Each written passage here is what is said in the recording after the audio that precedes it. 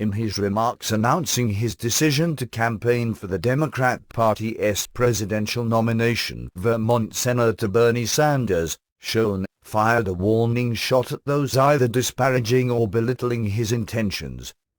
"People should not underestimate me. I've run outside of the two-party system, defeating Democrats and Republicans, taking on big-money candidates. My message that has resonated in Vermont is a message that can resonate all over this country." Polls show Sanders running more than 50 points behind Democratic frontrunner Hillary Clinton, while journalists have emphasized his inability to raise large amounts of cash for his campaign. Others have said he has little name recognition outside of Vermont, and that his stage presence lacks Hillary's practiced homilies and faux sincerity.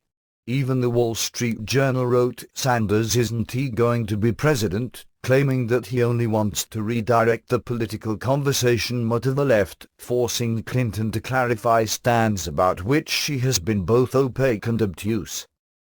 Observers should know that Sanders has been in politics almost continuously since 1981, racking up a voting record that violates the Constitution 3/4 of the time during the period 1999 to 2014, according to the New Americans Freedom Index.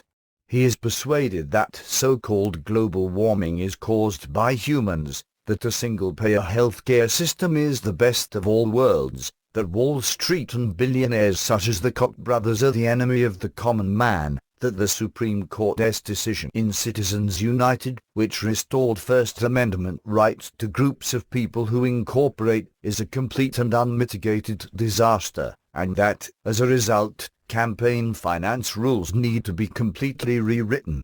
He believes in income redistribution by force in order to turn America into an egalitarian state in the name of social justice. His campaign mantra is, "How do we create an economy that works for all of our people, rather than a small number?" He is a master at asking slanted rhetorical questions, each of which leads to the inevitable answer: more government, more theft, and less individual freedom. Is it morally appropriate that 99% of all new income is going to the top 1%? Is it good economics that the top 1/10 of 1% own almost as much wealth as the bottom 90%? Is our democracy being destroyed when one family can spend $900 million to buy elections? His solutions are in keeping with his proudly proclaimed socialism: further increases in the minimum wage, more federal funding of education, making major investments in various infrastructure projects, and rules making it easier for unions to coerce non-members to join. Most observers are unfamiliar with where Sanders got these ideas.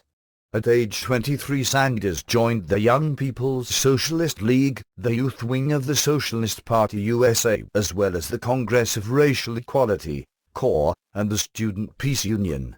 He also served as an organizer for the Student Nonviolent Coordinating Committee, SNCC, and worked for the communist-led United Packing House Workers Union. A few years later he joined the Liberty Union Party, LUP, and ran for various offices on a platform that called for the nationalization of all U.S. banks and the public ownership of all utilities. In the 1980s, he collaborated with various Soviet and East German peace committees who were protesting then-President Reagan's deployment of nuclear missiles in Europe. He openly supported the Soviet Union's nuclear freeze campaign designed to undercut support for Reagan's military buildup.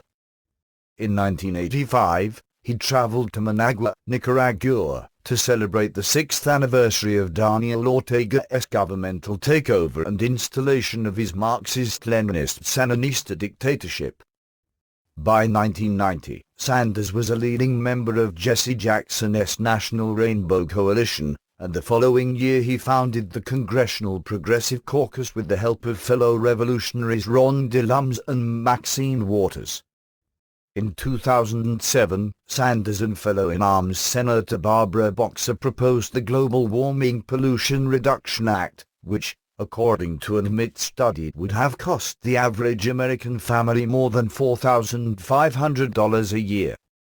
Whether Sanders is running for president merely to influence the debate, or whether he has been informed by the powers that be that he will reap the accolades of major media and the Democratic Party should Hillary falter, thanks to unprecedented efforts by left-wing mouthpieces such as the New York Times and the Washington Post to expose her machinations concerning her foundation's finances, doesn't matter. What does matter is that Sanders must not be underestimated or misunderstood. He is in the front ranks of those who wish to complete America's transformation from a free country into an economic and political dictatorship.